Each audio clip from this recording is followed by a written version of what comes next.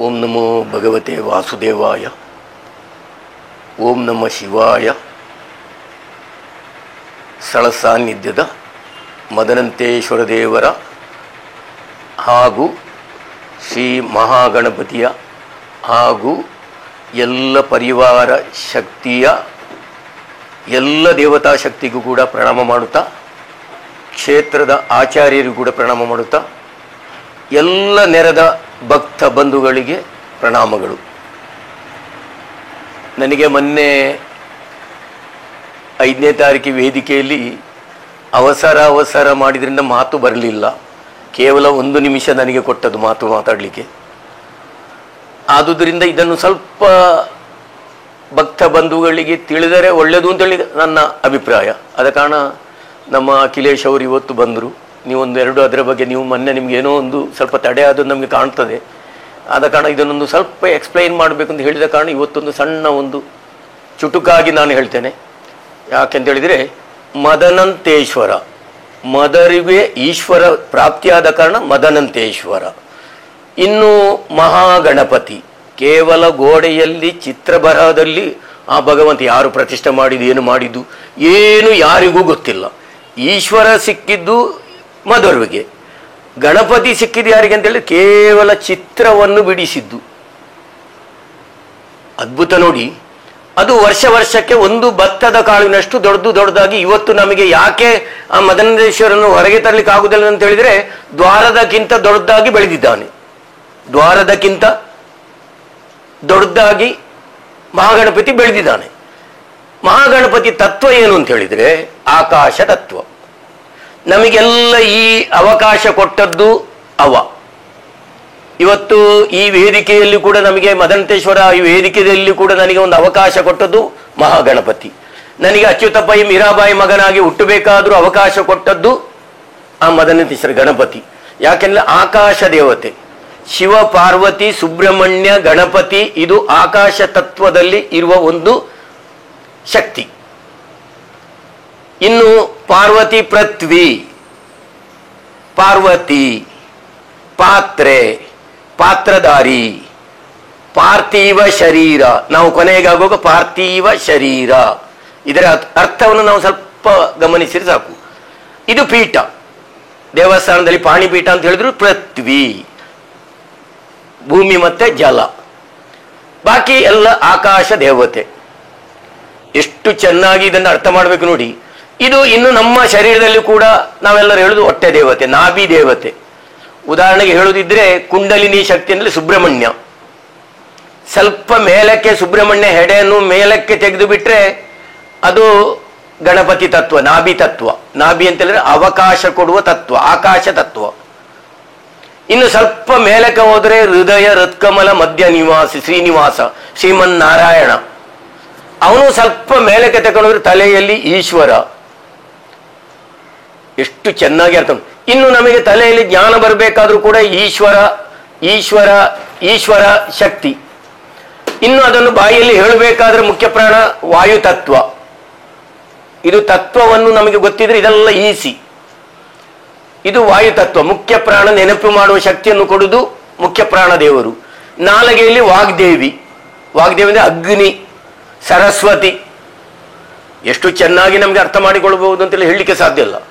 ಅಂತ ಒಂದು ಕ್ಷೇತ್ರ, ಪುಣ್ಯಕ್ಷೇತ್ರ, ಕುಂಬ್ಳೆ ಸೀಮೆಯ 4 ಕ್ಷೇತ್ರಗಳಲ್ಲಿ ಒಂದಾದ ಮಧೂರು ಮದನಂತೇಶ್ವರ ಮಹಾಗಣಪತಿ ಆ ಸನ್ನಿಧಿ ಅಂತ ಹೇಳಿದ್ರೆ ಎಷ್ಟು ಚೆನ್ನಾಗಿ ಉಂಟು ಅಂತ ಕೇಳಬೇಡಿ. ಇನ್ನು ಕೂಡ ನಮಗೆ ಹೇಗೆ ಅಂತ ಹೇಳಿ, ಈಗ ನೋಡಿ ಪ್ರತಿ ವರ್ಷವೂ ನೀರು ಬರುವಾಗ ಅಲ್ಲಿಯ ಸಮಸ್ಯೆ ನಮಗೆಲ್ಲರಿಗೂ ಗೊತ್ತುಂಟು. ಈಗ ನಮಗೆ 2 ಆಪ್ಷನ್ ಉಂಟು. ಈಗ ಒಂದು ಆಪ್ಷನ್ ಹೋಯ್ತು. ಈಗಾಗಲೇ ನಾವು ಮಾಡುವಾಗಲೇ ಅದು ಸ್ವಲ್ಪ ಮೇಲಕ್ಕೆ ಮಾಡುವ ಒಂದು ಎಲ್ಲ ಕ್ಷೇತ್ರವನ್ನು ಸ್ವಲ್ಪ ಮೇಲಕ್ಕೆ ಮಾಡುವ ಪ್ರಶ್ನೆ ಚಿಂತನೆಯಲ್ಲಿ ನಾವು ಕೇಳಿಕೊಂಡು ಅದಕ್ಕೂ ಮಾಡಬೇಕಿದ್ದು. ಆ ಆಪ್ಷನ್ ಹೋಗಿ ಆಯಿತು. ಇನ್ನೊಂದು ಆಪ್ಷನ್ ಅಂತೇಳಿ ಈಗ ನೋಡಿ, ಉದಾಹರಣೆಗೆ ನಮ್ಮ ಎಡನೀರು ನದಿಯೇ ಹರಿದು ಅಲ್ಲಿ ಬರುದು. ಎಡನೀರಿನ ವಿಸ್ತಾರ ಎಷ್ಟು, ಅಲ್ಲಿ ಮೂಡುವಾಗ ವಿಸ್ತಾರ ಎಷ್ಟು ಕಡಿಮೆ. ಇನ್ನು ಮುಂದಕ್ಕಿರುವ ನಮ್ಮ ಮೊದಲನೇದಾಗಬೇಕಾದ್ರೆ ಇದನ್ನು ಒಂದೋ ಆಳ ಮಾಡಬೇಕು, ಇಲ್ಲದ್ರೆ ಅಗಲ ಮಾಡಬೇಕು. ಈ ಹೊಳೆಯನ್ನು ಒಂದೋ ನಾವು ಆಳ ಮಾಡಬೇಕು, ಇಲ್ಲದಿದ್ದರೆ ಅಗಲ ಮಾಡಬೇಕು. ಯಾವುದಾದ್ರೂ ಒಂದನ್ನು ನಾವು ಮಾಡಿದರೆ ಮಾತ್ರ ಮುಂದಕ್ಕೆ ಇದು ಒಳ್ಳೆ ರೀತಿಯಲ್ಲಿ ಹೋಗುವ ಸಾಧ್ಯತೆ ಉಂಟು. ಯಾಕಂತೇಳಿದರೆ ಉದಯ ಅಸ್ತಮಾನ ನಾನು ತಿಳಿದ ಮಟ್ಟಿಗೆ ಒಂದು ಕ್ಷೇತ್ರದಲ್ಲಿ ನಡೆಯುವುದಿದ್ರೆ ಅದು ಮಧುರ್ನಲ್ಲಿ ಮಾತ್ರ. ಉದಯ ಅಸ್ತಮಾನ ಪೂಜೆಯ ಬಗ್ಗೆ ನಾನು ತುಂಬ ಹೇಳಲಿಕ್ಕೆ ಹೋಗುವುದಿಲ್ಲ, ಒಂದು ಎರಡೇ ಮಾತಿನಲ್ಲಿ ಮುಗಿಸಿಬಿಡುವ. ಉದಯ ಅಂತ ಹೇಳಿದರೆ ಇದು ಶಿವನ ತ್ರಿನೇತ್ರಧಾರಿ. ಶಿವ ತ್ರಿನೇತ್ರಧಾರಿ. ಅವನ ಒಂದು ಕಣ್ಣು ಸೂರ್ಯ, ಮತ್ತೊಂದು ಕಣ್ಣು ಚಂದ್ರ, ನಡುನಲ್ಲಿ ಅಗ್ನಿ. ಈ ಅಗ್ನಿ ತತ್ವವೇ ನಮ್ಮ ರುದ್ರದೇವರು.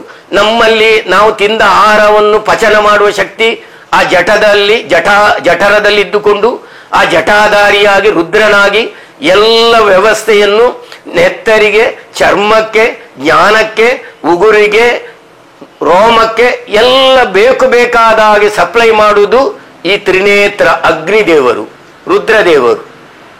ಇದು ನಮ್ಮ ಶರೀರದಲ್ಲಿ ಇಟ್ಟುಕೊಂಡು ಆಗುವುದು. ಅದೇ ರೀತಿ ಜಠರದಲ್ಲಿ ನಾನು ಈಗ ಹೇಳಿದ ಹಾಗೆ ಹೊಟ್ಟೆ ದೇವತೆ, ಅವನಿಗೆ ಕೋಡುಬಳೆ, ಅಪ್ಪ, ಕಜ್ಜಾಯ ಇದೆಲ್ಲ ಕೊಡುವುದು. ಯಾಕಂದ್ರೆ ಅದು ಹೊಟ್ಟೆ ತತ್ವ ಅಂದರೆ ಆಕಾಶ ತತ್ವ. ಆಕಾಶ ಅಂದರೆ ಸ್ಪೇಸ್. ಸ್ಪೇಸ್ ಇಲ್ಲದ್ರೆ ನಮಗೆ ಏನಿಲ್ಲ. ಈಗ ನಾನು ಇಲ್ಲಿ ಅಂಗಡಿ ಒಳಗೆ ಕೋಣೆಯಲ್ಲಿ ಕೂತ್ಕೊಳ್ಬೇಕಾದ್ರೆ ಸ್ಪೇಸ್ ಸಿಕ್ಕಿದ ಕಾರಣ ನಾನು ಕೂತೆ. ಸ್ಪೇಸ್ ಇಲ್ಲದ್ರೆ ಕೂತ್ಕೊಂಡು ಹೇಳುದು ಹೇಗೆ? ಸ್ಪೇಸ್ ಕೊಡುವವ ಅಂದ್ರೆ ಅವಕಾಶ ಕೊಡುವವ, ನಮಗೆಲ್ಲರಿಗೂ ಕೂಡ ಅವಕಾಶ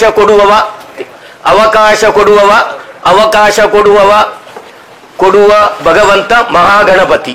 ಆ ಮಹಾಗಣಪತಿಯ ಕೆಲಸ ನಮಗೆಲ್ಲರಿಗೂ ಈಗ ಸಿಕ್ಕಿದೆ. ಇದು ಯಾವಾಗಲೇ ಆಗಬೇಕಿತ್ತು.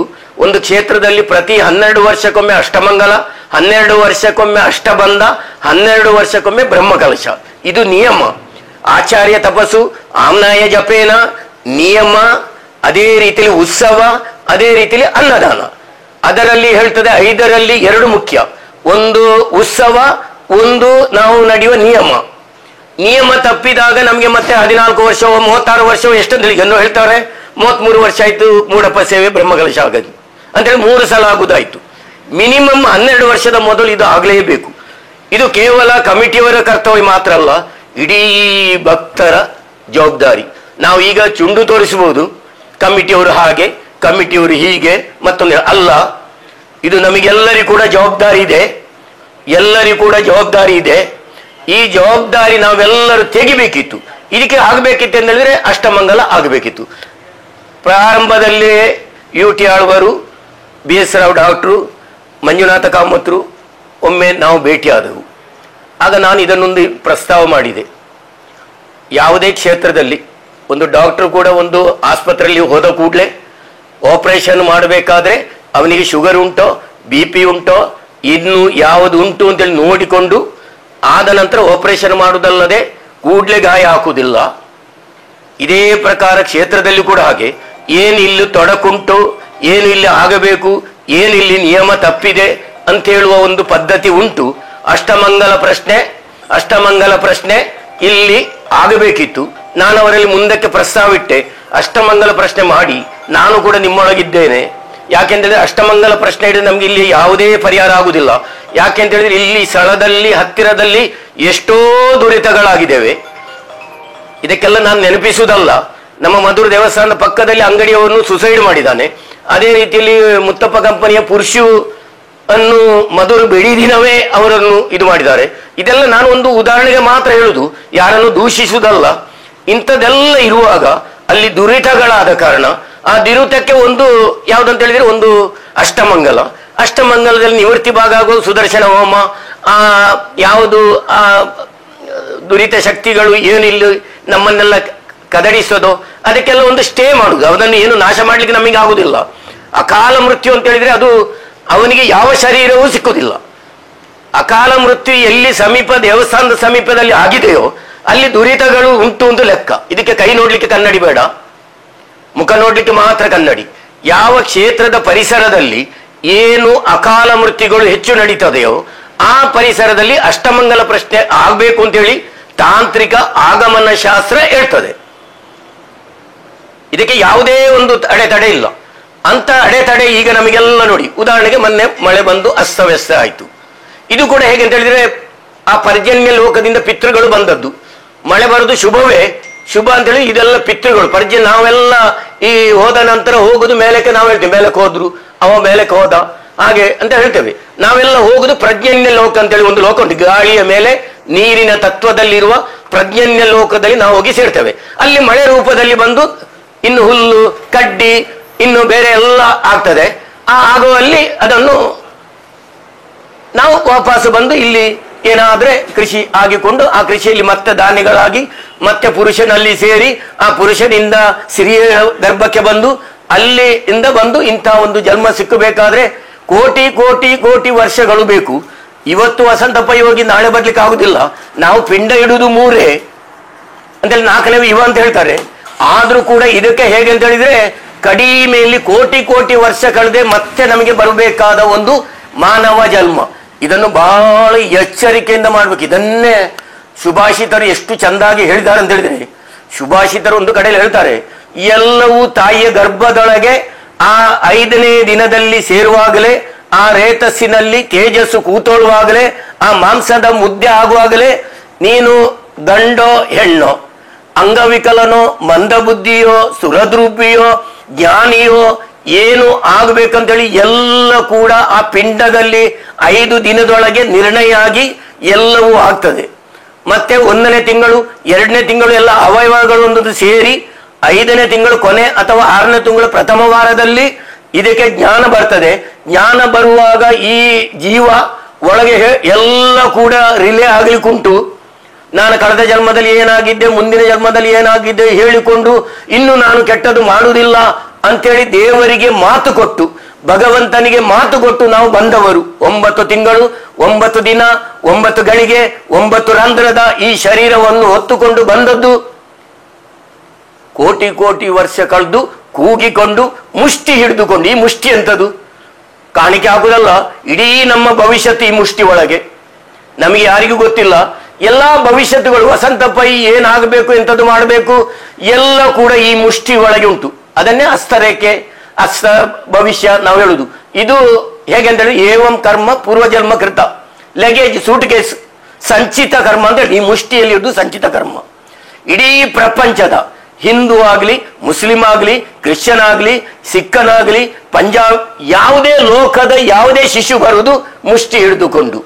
5 ಡೆಫಿನೇಷನ್ ನಾನು ಕೊಡ್ತೇನೆ. ಇದು ಬಹಳ ಎಚ್ಚರಿಕೆಯಿಂದ ನಾವು ಕೇಳಬೇಕು. ಜಾತಿ ಭೇದ, ದೇವರು ಒಬ್ಬನೇ ಅಂತ ಹೇಳುವುದಕ್ಕೆ ಇದಕ್ಕಿಂತ ಬೇರೆ ಏನು ಬೇಡ. ಒಂದು ಮುಷ್ಟಿ, 2ನೇದು ಕೂಗಿಕೊಂಡು ಬರುವುದು. ಯಾವುದೇ ಜೀವಿ ಹುಟ್ಟುವಾಗ ಕೂಗಿಕೊಂಡು ಬರುವುದಿಲ್ಲ, ಮಾನವ ಮಾತ್ರ ಕೂಗಿಕೊಂಡು ಬರುವುದು. 3ನೇದು ಹೇಗೆಂದ್ರೆ ಆಗಲೇ ತಾಯಿಯ ಮೊಲೆ ಹಾಲು ಬರುವುದು. ಗಮನಿಸಿ. 4ನೇದು ಮೊಲೆ ಹಾಲು ಬಂದಿದೆ, ಈ ಮಗು 48 ಗಂಟೆ ಅಲ್ಲದೆ ಕಣ್ಣು ತೆರೆಯುವುದಿಲ್ಲ. ಆಗ ದಾದಿಗಳು, ಈಗ ದಾದಿಗಳು, ಮೊದಲೆಲ್ಲ ನಾವು ಮನೆಯಲ್ಲಿ ಹುಟ್ಟಿದ್ದು, ಆಗ ಇದನ್ನೆಲ್ಲ ತೊಳೆದು ಆಗಲೇ ಮೊಲೆ ಹಾಲು ಕೊಡ್ಲಿಕ್ಕೆ ಕೊಡ್ತದೆ. ಆಗ ಮೊಲೆ ಹಾಲು ಕುಡಿಲಿಕ್ಕೆ ಯಾರು ಕಲಿಸಿದ್ದು? ಯಾವ ಭಾಷೆಯಲ್ಲಿ ಕಲಿಸಿದ್ದು? ಕೊಂಕಣಿಯಲ್ಲ, ಕನ್ನಡದಲ್ಲ, ತುಳುನಲ್ಲ? ಗಮನಿಸಿ. ಇನ್ನು 5ನೇ ನಿರ್ಣಯ ಹೇಗೆ ಅಂತ ಹೇಳಿದ್ರೆ, ಕಾಲಿನ ಬೆರಳು 1 ವರ್ಷದೊಳಗೆ ತೊಟ್ಟಿಲಿನಲ್ಲಿ ಹಾಕುವಾಗ ಕಾಲಿನ ಆ ಅಂಗುಷ್ಟ ಬೆರಳು ಯಾಕೆ ಚಿಪ್ಪುದು? ಗಮನಿಸಿ. ನಮ್ಮ ಭಾರತೀಯ ಸಂಸ್ಕೃತಿಯಲ್ಲಿ ಕಾಲಿಗೆ ಮಹತ್ವ ಜಾಸ್ತಿ ಕೊಟ್ಟಿದ್ದಾರೆ. ಚರಣ ಕಮಲ, ಪಾದ ಕಮಲ, ಈ ಪಾದಕ್ಕೆ ತುಂಬಾ ಕೊಟ್ಟಿದ್ದಾರೆ. ಯಾಕೆಂದ್ರೆ ಈ ಅಂಗುಷ್ಟ ಬೆರಳಿನಲ್ಲಿ ಇರುವುದು ಅಗ್ನಿ ತತ್ವ, ಶಿವನ 3ನೇ ನೇತ್ರ. ಗಮನಿಸಿ. ಶಿವನ 3ನೇ ನೇತ್ರ, 1 ನೇತ್ರ ಸೂರ್ಯ, 1 ನೇತ್ರ ಚಂದ್ರ, 1 ನೇತ್ರ ಅಗ್ನಿ. ಉದಯ ಅಸ್ತಮಾನ. ಉದಯ ಅಂತ ಹೇಳುದು ಆದ ಕೂಡಲೇ 12 ಗಂಟೆ ಕಳೆದ ಕೂಡಲೇ ನಮಗೆ ಅಸ್ತಮಾನ ಆಯಿತು. ನಾವು ಹಿಂದೆ ಪಾವು, ಕುಡ್ತೆ, ಸೇರು ಇದು ಉಂಟು. ಈಗ ಅದು ಲೀಟರು ಮತ್ತು ಕೆಜಿಯಲ್ಲಿ ಆಗಿದೆ. ನಮ್ಮ ಇಡೀ ಸಕಲ ಜೀವರಾಶಿಯನ್ನು ಅಳತೆ ಮಾಡುವ, ಆಯುಷನ್ನು ಅಳತೆ ಮಾಡುವ ಮಾಪಕ ಸೂರ್ಯ ಮತ್ತೆ ಚಂದ್ರ. ಗಮನಿಸಿ. ಹಾಗಾದ್ರೆ ಅಗ್ನಿಗೆ ಎಂತ ಕೆಲಸ ನೋಡಿ. ಉದಾಹರಣೆಗೆ ಒಂದು ವೈದ್ಯ ಹಾಸ್ಪಿಟಲ್ ಹೋದ ಕೂಡಲೇ ಬಿಸಿ ಉಂಟ ಇಲ್ಲ ಅಂತ ನೋಡ್ತಾರೆ, ಮತ್ತೆ ಪಲ್ಸ್ ನೋಡುದು. ಮೊದಲು ಮೇಲೆ, ಮತ್ತೆ ಸ್ವಲ್ಪ ಕೆಳಗೆ. ಅಗ್ನಿ ಇದರಿಂದ ಯಾವಾಗ ಹೊರಟು ಹೋಯ್ತೋ, ರುದ್ರದೇವರು ಯಾವಾಗ ಇದರಿಂದ ಹೊರಟು ಹೋಯ್ತೋ, ಪ್ರಾಣದೇವರು ಇದರಿಂದ ಯಾವಾಗ ಹೊರಟು ಹೋಯ್ತೋ, ಆಗ ಇದು ಮತ್ತೆ ಪಾರ್ಥಿವ ಶರೀರ, ಮತ್ತೆ ಪೃಥ್ವಿಗೆ ಸೇರಬೇಕಾದ್ದು. ಎಲುಬು ಅಗ್ನಿಗೆ ಸೇರುವುದು, ನೀರಿಗೆ ಮಾಂಸ ಬಾಕಿದು ಸೇರ್ತದೆ. ಈಗ ಪಂಚಭೂತಗಳಿಗೆ ಸೇರುವುದು, ಅಲ್ಲಿಂದಲೇ ಬಂದದ್ದು ಅಲ್ಲಿಗೆ ಹೋಗಿ ಸೇರುವುದು. ಆತ್ಮ ಪರ್ಜನ್ಯ ಲೋಕಕ್ಕೆ ಹೋಗ್ತದೆ. ಅಕಾಲ ಮೃತ್ಯು ಆದ್ರೆ ಯಾವ ಲೋಕವೂ ಇಲ್ಲ. ಗಮನಿಸಬೇಕು, ಒಬ್ಬ ಆತ್ಮಹತ್ಯೆ ಮಾಡಿದ್ರೆ ಅವನಿಗೆ ಯಾವ ಹೊಟ್ಟೆ ಒಳಗೆ ಹುಳ ಕೂಡ ಆಗ್ಲಿಕ್ಕೆ ಸಾಧ್ಯ ಇಲ್ಲ. ನಾನು ಹುಳಾಗೆ ಆದ್ರೂ ಆಗ್ತಂತ ಆಗ್ಲಿಕ್ಕೆ ಸಾಧ್ಯ ಇಲ್ಲ. ಅವನನ್ನು ನಾವು ಇವತ್ತು ಹೇಳುದು ಬ್ರಹ್ಮರಕ್ಷಸು, ಬೇತಾಳ, ಪಿಶಾಚಿ, ಅದೇ ಪ್ರಕಾರ ಸೈತಾನ್, ಒಂದೊಂದು ಭಾಷೆಯಲ್ಲಿ ಒಂದೊಂದು ರೀತಿಯಲ್ಲಿ ನಾವು ಕರಿತೇವೆ. ಇದಕ್ಕೆ ಯಾವುದು ಕೂಡ ಶರೀರ ಸಿಕ್ಕುವುದಿಲ್ಲ. ಏನಿದ್ರೂ ಕೂಡ ನಾವು ಈ ಕೊಟ್ಟ ಶರೀರವನ್ನು ಕಳೆಯಬಾರದು ಅಂತೇಳಿ ನಮ್ಮ ಪೂರ್ವಿಕರು ಬಸವಣ್ಣ ಆಗ್ಲಿ, ಅಕ್ಕಮ್ಮ ಮಹಾದೇವಿ ಆಗ್ಲಿ, ಎಲ್ಲ ಜ್ಞಾನಿಗಳು ಋಷಿಮುನಿಗಳು ಹೇಳಿದೆ. ಯಾಕಂದ್ರೆ ಈ ಮಾನವ ಜನ್ಮ ಅಂದ್ರೆ ತುಂಬಾ ಅದ್ಭುತ. 83,99,999 ಕಳೆದು 84 ಲಕ್ಷದ ಯೋನಿ ಸಿಕ್ಕುದು ಮಾನವನ. ಇನ್ನು ಇದನ್ನು ಚೆನ್ನಾಗಿ ಹೇಳುದಿದ್ರೆ ಸ್ವಯಂಭೂ ಮನು, ಮನುಷ್ಯ, ಮಾನವ, ಮ್ಯಾನ್, ಆದಮ್, ಆಡಮ್, ಇಷ್ಟು ಚಂದಕ್ಕೆ ಇದನ್ನು ನಮಗೆ ತರಬಹುದು. ಓಂ ನಮೋ, ನಮಸ್ಕಾರ, ನಮಸ್ತೆ, ನಮಾಮಿ, ನಮಾಜ್, ತಂತ್ರಿ, ಮುಕ್ರಿ, ಪಾದ್ರಿ. ಗಮನಿಸಿ, ಭಗವಂತ ಒಬ್ಬ, ನಾಮ ಮಾತ್ರ ಹಲವು. ಭಗವಂತ ಒಬ್ಬನೇ, ಒಂದೇ ಶಕ್ತಿ. ಅದಕ್ಕೆಲ್ಲ ಒಂದೊಂದು ಕೂಡ ಪಾಲಿಟ್ ಬ್ಯೂರೋ ಹೇಗೆ ಉಂಟು, ಅದಕ್ಕೆ ಒಂದೊಂದು ಶಕ್ತಿಗೆ ಒಂದೊಂದು ಅಧೀನದಲ್ಲಿರುವ ರೀತಿಯಲ್ಲಿ ಒಂದೊಂದು ಉಸ್ತುವಾರಿ ತೆಗೆದು. ಸುಬ್ರಹ್ಮಣ್ಯ ಅಂತ ಹೇಳಿದ್ರೆ ಎಲ್ಲ ಸೇನಾನಿ ಅಂತೇಳಿ ಎಲ್ಲ ಜೀವರಾಶಿಯನ್ನು ರಕ್ಷಣೆ ಮಾಡುವವ. ಮಹಾಗಣಪತಿ ಅವಕಾಶ ಕೊಡುವವ. ಮುಖ್ಯ ಪ್ರಾಣ ನಮಗೆ ಕೊಡುವ ವಾಯುತತ್ವ. ಮೂಗಿನ ತುದಿಯಲ್ಲೇ ಹೇಗೆ ಗಾಳಿ ಇಟ್ಟು ಬಿಟ್ಟ, ನಾವು ಹೊರಗೆ ಬಂದ ಕೂಡಲೇ ಮೂಗಿನ ತುದಿಯಲ್ಲೇ ಗಾಳಿಯನ್ನು 10 ಅಂಗುಲ, ನಮ್ಮ ಮೂಗಿನ ತುದಿ ಮತ್ತು ಹೃದಯಕ್ಕೆ 10 ಅಂಗುಲದ ವಿಸ್ತಾರ ಉಂಟು. ಒಳಗೆ ಹೋದ ಗಾಳಿ ಹೊರಗೆ ಬಂದು ಮತ್ತೆ ವಾಪಸ್ಸು ಒಳಗೆ ಹೋಗಲಿಕ್ಕೆ ಯಾರು ಕೊಡುವವ? 10 ಅಂಗುಲ. ಇಲ್ಲಿಂದ ಹೃದಯಕ್ಕೆ ಇರುವುದು 10 ಅವನವನ ಅಂಗುಲ, ಅವನವನ ಹೆಬ್ಬೆರಳು. ಮೂಗಿನ ತುದಿಯಿಂದ ಒಳಗೆ ನಮ್ಮ ಹೃದಯ ಹೃತ್ಕಮಲದಲ್ಲಿ ಶ್ರೀನಿವಾಸನಲ್ಲಿ ಹೋಗಬೇಕಾದ್ರೆ 10 ಅಂಗುಲಗಳಿವೆ. ಈ ವಾಯು ಒಳಗೆ ಹೋಗಿ ಆ ಮುಖ್ಯ ಪ್ರಾಣ ವಾಪಸ್ ಹೊರಗೆ ಬಂದು ವಾಪಸ್ಸು ಒಳಗೆ ಹೋಗುದು. ವಸಂತ ಪಯ್ಯ ಆದ್ರೆ 10,000 ವರ್ಷವೋ 20,000 ವರ್ಷವೋ ನಾನು ಇಡುವ ರೀತಿಯ ಸಾಮರ್ಥ್ಯ ಮಾಡ್ಬೋದಿತ್ತು. ಇದು ನಮ್ಮ ಕೈಯಲ್ಲಿ ಯಾವುದೂ ಇಲ್ಲ. ಆದ ಕಾರಣ ನಾವೆಲ್ಲ ಒಂದು ನಿಯಮ, ನಾವು ಹಿಂದೆ ಏನು ಮಾಡಿದ್ದೇವೆ ಅದಕ್ಕೆ ತಕ್ಕ ಪಾತ್ರ ನಮಗೆ ಸಿಕ್ಕಿದೆ. ಏವಂ ಕರ್ಮಂ ಪೂರ್ವಜನ್ಮ ಕೃತ. ನಮಗೆ ದೇವರಿಗೆ ಮಾತು ಕೊಟ್ಟು ಬಂದ ಕಾರಣ ನಮಗೆ ಅವ ನೋಡಿ ಅನ್ನ ಕೊಟ್ಟ, ಗಾಳಿ ಕೊಟ್ಟ, ನೀರು ಕೊಟ್ಟ, ಭೂಮಿಯನ್ನು ಕೊಟ್ಟ, ಅದೇ ರೀತಿ ಆಕಾಶವನ್ನು ಕೊಟ್ಟ, ಬೆಳಕನ್ನು ಕೊಟ್ಟ, ಎಲ್ಲ ಕೊಟ್ಟು ಅನ್ನವನ್ನು ಕೊಟ್ಟು ತಂದೆ ತಾಯಿಗಳನ್ನು ಇಟ್ಟು ನಮಗೆ ಎಲ್ಲ ಉಚಿತ ಧಾನ್ಯಗಳಾಗಲಿ ಗಿಡಮೂಲಿಕೆ ಆಗಲಿ ಅದೇ ರೀತಿಯಲ್ಲಿ ನಮಗೆ ಬೇಕಾದ ಹಣ್ಣು ಹಂಪಲುಗಳಾಗಲಿ ಎಲ್ಲ ಕೂಡ. ಇದಕ್ಕೆ ಶಾಸ್ತ್ರ ಹೇಳ್ತದೆ, ನವಿಲು ತನ್ನ ಗಂಡು ನವಿಲು ಹೆಣ್ಣು ನವಿಲಿಗೆ ಹೇಗೆ ಪ್ರದರ್ಶನ ಮಾಡ್ತದೋ ಆ ನವಿಲನ್ನು ಒಂದು ನೋಡಿದ್ರೆ ಸಾಕು. ನವಿಲೇ ಇದಕ್ಕೆ ಉದಾಹರಣೆ. ನಾ ಅಂದ್ರೆ ನಾರಾಯಣ, ವಿ ಅಂದ್ರೆ ವಿಷ್ಣು, ಲು ಅಂದ್ರೆ ಲಕ್ಷ್ಮಿ. ನಮ್ಮ ಕೋಶಗಳು ಹೇಗೆ ರೆಡಿ ಆಗಿದೆ ನೋಡಿ, ಬಹಳ ಅದ್ಭುತ ಇದೆ. ನವಿಲು ಹೇಗೆ ತನ್ನ ಹೆಣ್ಣು ನವಿಲಿಗೆ ಅಂತ ಹೇಳಿದ್ರೆ ಈ ಶ್ರೀಮನ್ ನಾರಾಯಣ ಹೇಗೆ ಲಕ್ಷ್ಮಿಗೆ ಪ್ರದರ್ಶನ ಮಾಡಲಿಕ್ಕೆ ಬೇಕಾಗಿ ಹೇಗೆ ಆ ಗರಿಯನ್ನು ಹೇಗೆ ಮಾಡಿದಾನೋ, ಆ ಗಂಡು ನವಿಲು ಹೇಗೆ ಪ್ರದರ್ಶಿಸ್ತದೋ ಹೀಗೆ ಮಾಡಿಕೊಂಡು, ಅದೇ ಪ್ರಕಾರ ಶ್ರೀಮನ್ ನಾರಾಯಣ ಲಕ್ಷ್ಮಿಗೆ ಹೋಲಿಸಿರಿಗೆ ಅವಳು ನಿತ್ಯ ಸೇವಕವಳು. ಶ್ರೀಮನ್ ನಾರಾಯಣನ ಲಕ್ಷ್ಮೀ ನಾರಾಯಣ ಬೇರೆ ಬೇರೆ ಅಲ್ಲ. ಆ ಲಕ್ಷ್ಮೀ ನಾರಾಯಣನ ಸೇವೆ ಮಾಡ್ಲಿಕ್ಕಿರುವ ಆ ಒಂದು ಆದಿ ಮಾಯೆ, ಆದಿಶಕ್ತಿ ಅಂತ ಹೇಳುವ ಆ ಮಾಯೆ ಅವಳಿಗೆ ಪ್ರದರ್ಶನ ಮಾಡಲಿಕ್ಕೆ ಬೇಕಾಗಿ ಈ ಪ್ರಪಂಚದಲ್ಲಿ ಹೇಗೆ ನವಿಲುಗರಿ ಹೇಗೆ ಪ್ರದರ್ಶಿಸಿದೋ ಅದು ಸ್ವಲ್ಪ ಹೊತ್ತು ಪ್ರದರ್ಶಿಸುತ್ತದೆ, ಮತ್ತೆ ವಾಪಸ್ ಮುಂದಿನ ಹಾಗೆ ಮಡಚುತ್ತದೆ. ಆಗ ಈ ಸೃಷ್ಟಿ ಎಂಬ ಎಲ್ಲ ಕೂಡ ಅವ ಮಾಡಿದ್ದಾನೆ. ಏನೆಲ್ಲ ಬೇಕೋ, ಒಂದು ಗೇರು ಹಣ್ಣಿನಲ್ಲಿ ಹೊರಗೆ ಬೀಜ ಇಟ್ಟ, ಕುಂಬಳಕಾಯಿ ಒಳಗೆ ಇಟ್ಟ, ಇನ್ನು ಗೇರು ಹಲಸಿನ ಹಣ್ಣಿನಲ್ಲಿ ಒಳಗೆ ಇಟ್ಟ, ಕುಂಬಳಕಾಯಿ ಬಳ್ಳಿಲಿಟ್ಟ, ನೆಲ್ಲಿಕಾಯಿ ಮರದಲ್ಲಿಟ್ಟ. ಇದನ್ನೆಲ್ಲ ನಾವು ಗಮನಿಸಿಸಬೇಕು. ಇದು ಎಲ್ಲ ಕೂಡ ಒಮ್ಮೆ ಗರಿ ಹೇಗೆ ಮಾಡುವಾಗ ಆಗಿದೋ ಹಾಗೆ ಶ್ರೀಮನ್ ನಾರಾಯಣ ಶಂಕರ. ಶಂಕರ ಬೇರೆ ಅಲ್ಲ, ನಾರಾಯಣ ಬೇರೆ ಅಲ್ಲ. ಶಂಕರ ನಾರಾಯಣ, ಬದರಿ ನಾರಾಯಣ, ಅನಂತ ಈಶ್ವರ, ಹರಿಹರ, ರಾಮೇಶ್ವರ. ರಾಮ ಬೇರೆ ಅಲ್ಲ, ಈಶ್ವರ ಬೇರೆ ಅಲ್ಲ. ಎಷ್ಟು ಚಂದಕ್ಕೆ ನಮಗೆ ಕೊಡ್ತದೆ ಈ ತತ್ವಗಳು. ಇದನ್ನೆಲ್ಲ ಅರಿತುಕೊಂಡು ಆ ಉದಯ ಅಸ್ತಮಾನ ಪೂಜೆ ಅಂತ ಹೇಳಿದ್ರೆ, ಮಧುರಿನಲ್ಲಿರುವ ಉದಯ ಅಸ್ತಮಾನ ಪೂಜೆ ನಮ್ಮನ್ನು ಒಂದೊಂದು ದಿನ ಕೂಡ ನಮ್ಮ ಆಯುಷನ್ನು ಅಳತೆ ಮಾಡುವ ಮಾಪಕ. ಇದು ಎಲ್ಲಿ ಕೂಡ ಆಗುವುದು ನನಗೆ ಗೊತ್ತಿಲ್ಲ. ನನ್ನ ತಿಳುವಳಿಕೆಯಲ್ಲಿ ಉದಯ ಅಸ್ತಮಾನ ಪೂಜೆ ಮಧುರಿನಲ್ಲಿ ಮಾತ್ರ ಆದ ಕಾರಣ ಇಷ್ಟು ಅದ್ಭುತಗಳು ಆಗಿದೆ. ಈ ಅದ್ಭುತಗಳಿಗೆ ಇನ್ನೂ ಕೂಡ ನಾವೆಲ್ಲರಿಗೂ ಕೂಡ ಹೊಣೆ ಉಂಟು. ಕೇವಲ ಕಮಿಟಿಯವರಿಗೆ ಮಾತ್ರ ಅಲ್ಲ, ಬಹಳ ಗಮನಿಸಬೇಕು. ನಾವು ಇವತ್ತೆಲ್ಲ ಇಷ್ಟೆಲ್ಲ ಮಾಡಬೇಕಾದ್ರೂ ಎಷ್ಟು, ಈಗ ಹೇಳಿದ್ರು ಕಮಿಟಿಯಲ್ಲಿ 22 ಮಂದಿ 25 ಮಂದಿ ಇದ್ದಾರೆ, ಹೋಗಬೇಕಾದ್ರೆ 4-5 ಮಂದಿ. ನಮಗೀಗ ಚುಂಡು ತೋರಿಸಲಿಕ್ಕೆ ತುಂಬಾ ಆಗ್ತದೆ. ಅವರು ಹೀಗೆ ಮಾಡಿದ್ರು, ಇವರು ಹೀಗೆ ಮಾಡಿ, ಯಾರು ನಮ್ಮನ್ನು ಸೇರಿಸಲಿಲ್ಲ, ಹಿಡಿಲಿಲ್ಲ. ಸೇರಿಸುವುದಲ್ಲ, ನಾವು ಸೇರ್ಬೇಕಾದವರು, ವಸಂತ ಪೈ ಕೂಡ ಸೇರ್ಬೇಕಾದವರು. ಮಾತ್ರ ನನಗೆ ಒಂದಾದ್ಮೇಲೆ ಅಷ್ಟಮಂಗಲ ಪ್ರಶ್ನೆ ಇಟ್ಟರೆ ನಾನು ಗ್ಯಾರಂಟಿ ಸೇರ್ತಿದ್ರು. ನಾನು UT ಆಳ್ವರಲ್ಲಿ ಹೇಳಿದ್ದೇನೆ, ಇವತ್ತು ಕೂಡ ಇಬ್ಬರಿದ್ದಾರೆ, BS ರಾವ್ ಇದ್ದಾರೆ, ಮಂಜುನಾಥ ಕಾಮಂತರು ಇದ್ದಾರೆ. ಅವರು 3 ಜನರ ಎದುರಲ್ಲಿ ನಾನು ಹೇಳಿದ್ದೇನೆ, ಅಷ್ಟಮಂಗಲ ಪ್ರಶ್ನೆ ಇಡಬೇಕು, ನಮಗೆ ಎಲ್ಲ ಕೂಡ ಇದರಲ್ಲಿ ಬೆಳಕಿಗೆ ಬರ್ತದೆ. ಕೊನೆಯ 1 ತಿಂಗಳಲ್ಲಿ ಆದ ಅದ್ಭುತ ಕೆಲಸ ಎಷ್ಟು ಸ್ವಾಮಿ? 14 ವರ್ಷದಲ್ಲಿ ಆಗದ ಕೆಲಸ ಕೇವಲ 1 ತಿಂಗಳಲ್ಲಿ. ಹಾಗಾದ್ರೆ ಇದು ಮಾನವನದ ಅಲ್ಲ, ದೇವರದ? ಬೇರೆ ಏನು ನೀವು ಗ್ರಹಿಸುವುದು ಬೇಡ. ವಸಂತ ಪೈ ಯಾರಿಗೂ ಒಂದು ಹೇಳಿಕೊಂಡು ಏನಾದ್ರೂ ಹೇಳುವುದಲ್ಲ. ಈ ಅದ್ಭುತ ಕೇವಲ 30-35 ಒಳಗೆ ಆದ ಈ ಮಧುರಿನ ಅದ್ಭುತಗಳು 14 ವರ್ಷದಲ್ಲಿ ಆದದ್ದು, ಈ 1 ತಿಂಗಳಲ್ಲಿ ಆದದ್ದು. ಈಗ ನಾವು ನೆಪ ಎಷ್ಟು ಜನರಿಗೆ ಹೇಳ್ಬೋದು, ಚುಂಡು ತೋರಿಸಬಹುದು, ಅಲ್ಲವೇ ಅಲ್ಲ. ಅಷ್ಟಮಂಗಲ ಪ್ರಶ್ನೆ ಆಗದ್ದೇ ಇಷ್ಟೆಲ್ಲ ನಮಗೆ ತೊಡಕುಗಳಾದದ್ದು. ಇದನ್ನು ಗಮನಿಸಬೇಕು. ಪ್ರತಿ 12 ವರ್ಷಕ್ಕೆ ಅಷ್ಟಮಂಗಲ, ಪ್ರತಿ 12 ವರ್ಷಕ್ಕೆ ಅಷ್ಟಬಂಧ, ಪ್ರತಿ 12 ವರ್ಷಕ್ಕೆ ಬ್ರಹ್ಮ ಕಲಶ. ಅದು ಮ್ಯಾಕ್ಸಿಮಮ್ 12 ವರ್ಷ. ನೀವು 10 ವರ್ಷದಲ್ಲಿ ಮಾಡಿ ಅಥವಾ 8 ವರ್ಷದಲ್ಲಿ ಮಾಡಿ.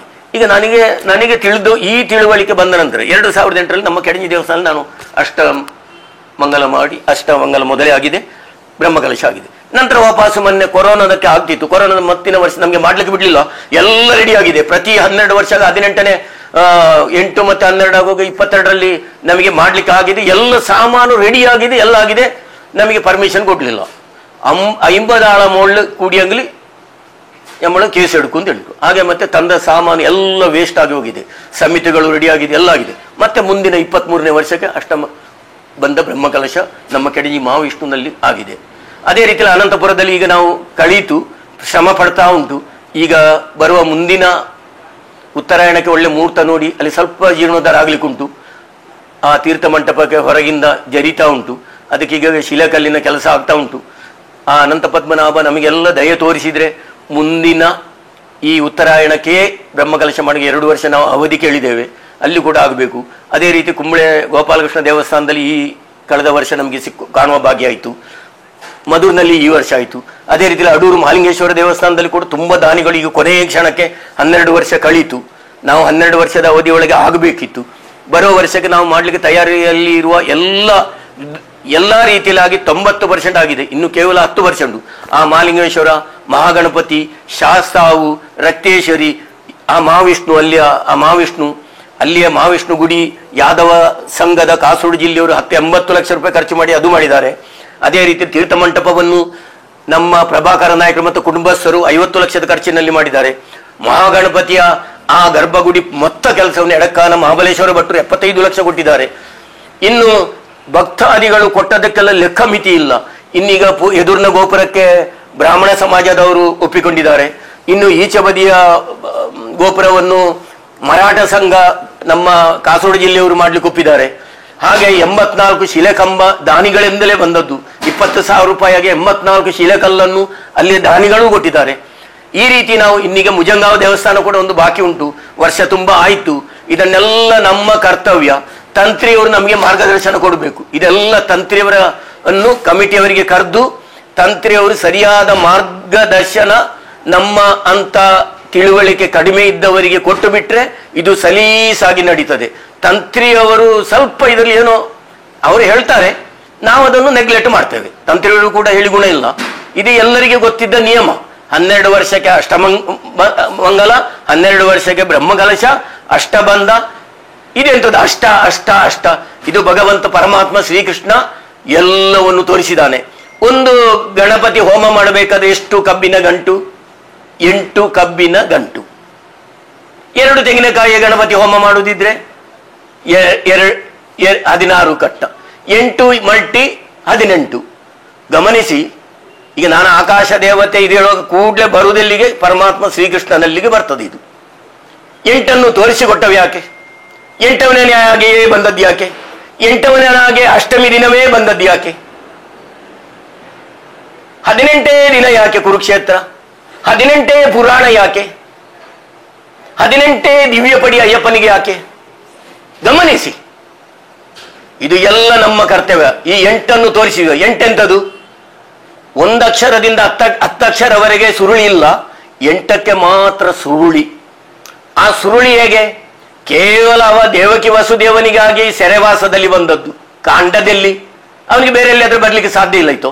ಸೆರೆವಾಸದಲ್ಲೇ ಯಾಕೆ ಕಾಣಿಸಿಕೊಂಡ? ಅದು ಬಾಲಕನಾಗಿ, ಶಿಶುವಾಗಿ ಕಂಡದಲ್ಲ. ವಸುದೇವನಿಗೆ ಬಾಲಕನಾಗಿ ಕಂಡದ್ದು, ಶಿಶುವಾಗಿ ಕಂಡದ್ದು ದೇವಕಿಗೆ ಮಾತ್ರ. ಎಲ್ಲ ದೇವರ ಕೀ ದೇವಕಿ. ಸೆರೆವಾಸದಲ್ಲಿ ಆ ಕೀಯನ್ನು ಬಿಡಿಸಿದವ ಯಾರು? 108 ಬಾಗಿಲು. 108 ಬಾಗಿಲು ಕೂಡ ಅದು ತನ್ನಷ್ಟಕ್ಕೆ ಓಪನ್ ಆಗಿದೆ. ಕಂಸನನ್ನು ವಧೆ ಮಾಡ್ಲಿಕ್ಕೋ ಪೂತನಿಯನ್ನು ವಧೆ ಮಾಡ್ಲಿಕ್ಕೆ ಬಂದದಲ್ಲ. ಶ್ರೀಕೃಷ್ಣ ಪರಮಾತ್ಮ ನಮ್ಮನ್ನು ಮೇಲೆ ಎತ್ತಲಿಕ್ಕೆ. ಓಂ ನಮೋ ಬ್ರಹ್ಮಣ್ಯ ಗೋಬ್ರಾಹ್ಮಣ ಹಿತಾಯ ಚ ಕೃಷ್ಣಾಯ ಜಗತಿದಾಯ ನಮೋ ನಮಃ. ಗೋ ಮತ್ತು ಬ್ರಾಹ್ಮಣ ಇದು ಎರಡೂ ಕೂಡ ಸಂಪತ್ತು. ಗೋ ಮತ್ತೆ ಬ್ರಾಹ್ಮಣ ಅಂತ ಹೇಳಿದ ಕೂಡ ನೂಲಾಕಿ ನನ್ನಾಗಿ ನೂಲಾಕಿದವಲ್ಲ. ಜ್ಞಾನ ಇದ್ದವ ಯಾರು? ಅವ ಬ್ರಾಹ್ಮಣ. ಇದನ್ನು ಎತ್ತಲಿಕ್ಕೆ ಬೇಕಾಗಿ ನೋಡಿ ಎಷ್ಟು ಅದ್ಭುತ ಉಂಟು ನೋಡಿ. ಕೇವಲ ಭಗವದ್ಗೀತೆಯನ್ನು ಅರ್ಜುನನಿಗೆ ಇನ್ನು ಶಂಖ ಊದಿದ ಕೂಡಲೇ 2 ಪಾರ್ಟಿ ಕಲಹ ಆಗ್ತದೆ. ಆ ಶಂಖ ಊದಿದ್ರೆ ಸಾಕು, ಯುದ್ಧ ಪ್ರಾರಂಭ ಆಗ್ತದೆ. ಅಲ್ಲಿ ಕೊಟ್ಟದ್ದು ಜ್ಞಾನ ಎಂಥದ್ದು ಅಂತ ನಾವು ಇದೊಂದು ತಿಳಿದರೆ ಸಾಕು. ಎಲ್ಲವನ್ನು ಸ್ತಬ್ಧಗೊಳಿಸಿ, ಇಡೀ ಪ್ರಪಂಚವನ್ನೇ ಸ್ತಬ್ಧಗೊಳಿಸಿ ಸ್ಟೆಕ್ ಮಾಡಿ ಅರ್ಜುನನಿಗೆ ಕೊಟ್ಟ ಉಪದೇಶ. ಯಾಕೆ? ಕೃಷ್ಣನ ಮೇಲೆ ನಮಗೆ ತುಂಬಾ ಪ್ರೀತಿ. ಅವ ನಮ್ಮ ಕಲಿಯುಗದಲ್ಲೇ 25 ವರ್ಷ ಇದ್ದ. ಈಗ ಈ ಯುಗದಲ್ಲೇ 25 ವರ್ಷ ನಮ್ಮ ಒಟ್ಟಿಗೆ ಇದ್ದವ. ಏನು ಅದ್ಭುತ ಸ್ವಾಮಿ, ಎಂತ ಕೊಡುಗೆ. ಮಹಾಭಾರತ, ರಾಮಾಯಣ ಹೇಗೆ ಹೇಳ್ತದೆ, ಹೇಗೆ ನಡಿಬೇಕು ಅಂತ ಹೇಳ್ತದೆ. ಭಗವದ್ಗೀತೆ ಈ ಮಹಾಭಾರತ ಹೇಳ್ತದೆ ಹೇಗೆ ಅದನ್ನು ಅನುಸರಿ. ರಾಮನ ನಡೆ, ಕೃಷ್ಣನ ನುಡಿ. ಏನು ಮಾಡಬೇಕು, ಏನು ಮಾಡಬೇಡ, ವಿಧಿ ಮತ್ತೆ ನಿಷೇಧ. ವೇದದಲ್ಲಿ ಬೇರೆ ಏನಿಲ್ಲ, ವಿಧಿ ಮತ್ತೆ ನಿಷೇಧ. ಧರ್ಮ ಪ್ರಜ್ಞೆ ಒಂದು, ದೈವಿ ಪ್ರಜ್ಞೆ. ಇದು ನಾವು ಬೆಳೆಸಬೇಕು. ನಾನು ಇವತ್ತು ನಿಮ್ಮಲ್ಲಿ ಎಲ್ಲರಲ್ಲಿ ಹೇಳುವುದು, ಇನ್ನು ಮುಂದಕ್ಕಿರುವ ಮಧುರ ದೇವಸ್ಥಾನದಲ್ಲಿ ಒಂದೋ ಆ ನದಿಯ ಅನ್ನು ಆಳ ಮಾಡಬೇಕು, ಇಲ್ಲದಿದ್ದರೆ ವಿಸ್ತಾರ ಮಾಡಬೇಕು. ಇದು ಎರಡು ನಾವು ತೊಡಗಿಬಿಟ್ರೆ ನಾವು ಇಷ್ಟು ಮಾಡಿದಕ್ಕೆ ಸಾರ್ಥಕ. ಇದು ಎಲ್ಲರೂ ಜ್ಞಾಪಕ ಇಟ್ಟು ಇದಕ್ಕೆ ಬೇಕಾದ ಸರಕಾರಿ ವಿಷಯದಲ್ಲಿ ಕೂಡ ಏನಿದಕ್ಕೆ ಅಂತ ಹೇಳಿಕೊಂಡು ಆ ಸರಕಾರದಿಂದ ಮಾಡುವುದಿದ್ರೆ ಹಾಗೆ ಮಾಡಬೇಕು. ಒಂದು ಕಡಿಮೆಯಲ್ಲಿ 1 ಕಿಲೋಮೀಟರ್ ಉದ್ದಕ್ಕೆ ಕೂಡ ಇಡೀ ಡ್ರೈನೇಜ್, ಯಾಕೆಂದ್ರೆ ಈ ಆಳ ಮಾಡಬೇಕು, ಇಲ್ಲದಿದ್ದರೆ ಅಗಲ ಮಾಡಬೇಕು. ಎರಡನ್ನು ಮಾಡಿಕೊಂಡು ನಾವು 1 ಕಿಲೋಮೀಟರ್ ಮೇಲೆ 1 ಕಿಲೋಮೀಟರ್ ಕೆಳಗೆ ಆದರೆ ನಮಗೆ ಆ ದೇವರ ಇಲ್ಲಿ ಮಳೆಗಾಲದಲ್ಲಿ ಬರುವ ಆ ನೀರಿನ ಪ್ರವಾಹವನ್ನು ನಮಗೆ ಕಡಿಮೆ ಮಾಡಲಿಕ್ಕೆ ಸಾಧ್ಯ ಉಂಟು. ಈ ಕೆಲಸ ಯಾವಾಗ ಆಗ್ತದೋ ಅವತ್ತು ನೀವು ಕೇಳಬೇಡಿ. ಇನ್ನು ಕೂಡ ನಾವೆಲ್ಲ ಇಡೀ ಸೀಮೆ, ಈಗಾಗಲೇ ತುಳುನಾಡಿನ ಸೀಮೆ ಅಂತ ಹೇಳಿದ್ರೆ ಬಹಳ ಅದ್ಭುತ.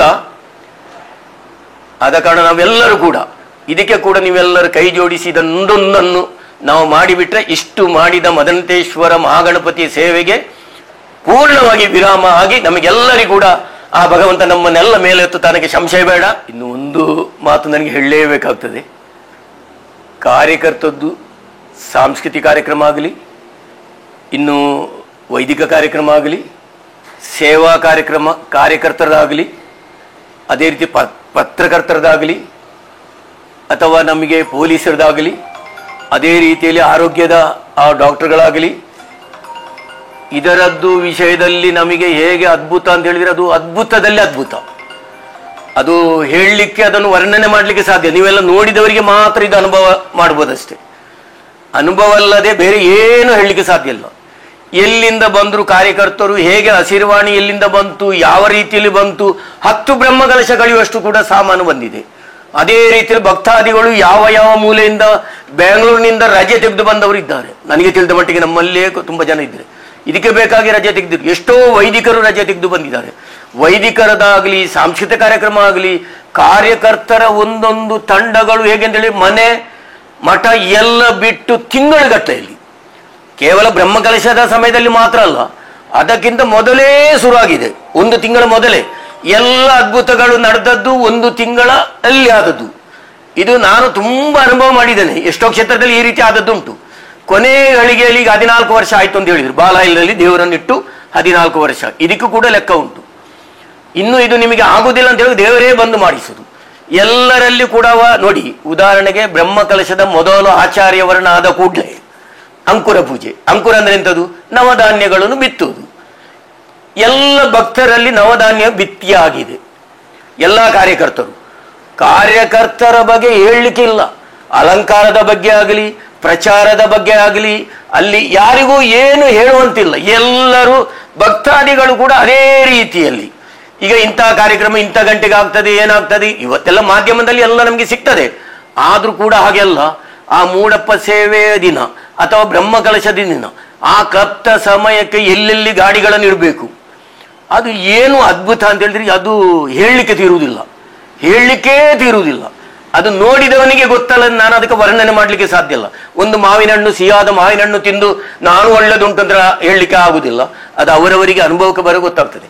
ಮತ್ತೆ ಕೆಲವೆಲ್ಲ ನಮಗೆ ಏನು ಬೇಕಾದ್ರೆ ಅದನ್ನು ಅವರು ಹಾಗೆ ಮಾಡಿದ್ರು, ಇವರು ಹೀಗೆ ಮಾಡಿದ್ರು, ನನಗೆ ಒಳಗೆ ಹೋಗ್ಲಿಕ್ಕೆ ಬಿಡ್ಲಿಲ್ಲ, ಯಾವುದೂ ಇಲ್ಲ. ಎಲ್ಲ ಕೂಡ ಒಂದು ಒಣಗಿದ ಕಡ್ಡಿ ಕೂಡ ಅಲ್ಲಾಡಬೇಕಾದ್ರೆ ಆ ಭಗವಂತನ ಸನ್ನಿಧಿ ಇಲ್ಲದೆ ಒಂದು ಕೂಡ ಆಗ್ಲಿಕ್ಕೆ ಸಾಧ್ಯ ಇಲ್ಲ. ಒಂದು ಒಣಗಿದ ಹುಲ್ಲು ಕಡ್ಡಿ ಅಲ್ಲಾಡಬೇಕಾದ್ರೂ ಕೂಡ ಇದನ್ನೆಲ್ಲ ನಾವು ಗ್ರಹಿಸಿ ಚಂದಕ್ಕೆ ಮಾಡಿದ್ದಾರೆ. ಕಾರ್ಯಕರ್ತರ ಬಗ್ಗೆ ಹೇಳಲಿಕ್ಕೆ ಅದು ಮಾತೇ ಇಲ್ಲ. ಎಷ್ಟು ಚಂದಕ್ಕೆ ಅಲಂಕಾರ, ಕಿಲೋಮೀಟರ್ ಲೆಕ್ಕದಲ್ಲಿ. ಯಾರು ಇವರಿಗೆ ಹೇಳಿದವರಲ್ಲ, ಕಮಿಟಿಯಿಂದ ಯಾರು ಯಾವುದು ಎಂಥದ್ದು ಹೇಳಿಲ್ಲ, ಸ್ವಯಂ ಪ್ರೇರಿತ. ಇದು ಎಲ್ಲ ಕೂಡ ಅಡಿಗೆ ತೆಗೆದಾಗಲಿ, ಅಡಿಗೆಗೆ ಈ ಮಾಡುವ ತರಕಾರಿಗಳಾಗಲಿ, ಅಥವಾ ನೀರಿನದಾಗಲಿ, ಅಥವಾ ಈಗ ಮೊನ್ನೆ ನೀರು ಬರುವಾಗ ಇದನ್ನೆಲ್ಲ ಹೊತ್ತುಕೊಂಡು ಬೇರೆ ಕಡೆಗೆ ಸಾಗಿಸುವುದಾಗಲಿ, ಇನ್ನು ಊಟದ ಉಪಚಾರಗಳಲ್ಲಿ ಅಲ್ಲಿ ಆಗಲಿ, ಇನ್ನು ವೇದಿಕೆಯಲ್ಲಾಗಲಿ 4 ವೇದಿಕೆಗಳು ಉಂಟು. ಅದನ್ನು ಕೂಡಷ್ಟು ಮಟ್ಟಿಗೆ ಆಗಿದೆ. ನಮ್ಮ ಮನೆಯನ್ನೇ ನಿಭಾಯಿಸಲಿಕ್ಕೆ ನಮ್ಗೆ ಎಷ್ಟು ಕಷ್ಟ ಉಂಟು, ಹಾಗಾದ್ರೆ ಇದು ಲಕ್ಷ ಜನ ಕೂಡುವಲ್ಲಿ ಎಷ್ಟು ನಿಭಾಯಿಸಲಿಕ್ಕೆ ಕಷ್ಟ ಉಂಟು ನೀವು ಗ್ರಹಿಸಿದ್ರೆ ಸಾಕು. ನಮ್ಮ ಮನೆಯಲ್ಲಿರುವುದು 4-5 ಮಂದಿ ಇರುವಲ್ಲಿ ಅದನ್ನೇ ನಮಗೆ ನಿಭಾಯಿಸಲಿಕ್ಕೆ ಕಷ್ಟ ಉಂಟು. ಹಾಗಾದ್ರೆ ಇಷ್ಟು ದೊಡ್ಡ ಕಾರ್ಯಕ್ರಮವನ್ನು ಈ ಕಮಿಟಿಗೆ ಹೇಗೆ ನಿಭಾಯಿಸುವುದು? ಇದು ಎಲ್ಲ ಕೂಡ ಮದನಂತೇಶ್ವರ ಮಹಾಗಣಪತಿ ಪರಿವಾರ ಶಕ್ತಿಗಳು ಅಲ್ಲಿ ಮಾಡಿದೆ ಅಂತ ಹೇಳುವುದಕ್ಕೆ ಇದು ಎಲ್ಲರೂ ನಾವು ಪುಣ್ಯವಂತರಿಗೆ ಮಾತ್ರ ಹರಿಸೇವೆ, ಹರಸೇವೆ, ಗುರುಸೇವೆ, ಅದೇ ರೀತಿಯಲ್ಲಿ ಪಿತೃಸೇವೆ ಮಾಡಲಿಕ್ಕೆ ಸಾಧ್ಯ ಉಂಟು. ಬೇರೆ ಯಾರಿಗೂ ಕೂಡ ಈ ಪುಣ್ಯ ಕೆಲಸದಲ್ಲಿ ಈಗ ಎಷ್ಟೋ ಜನ ಇದ್ದಾರೆ, 140 ಕೋಟಿ ಜನ ಇದ್ದಾರೆ.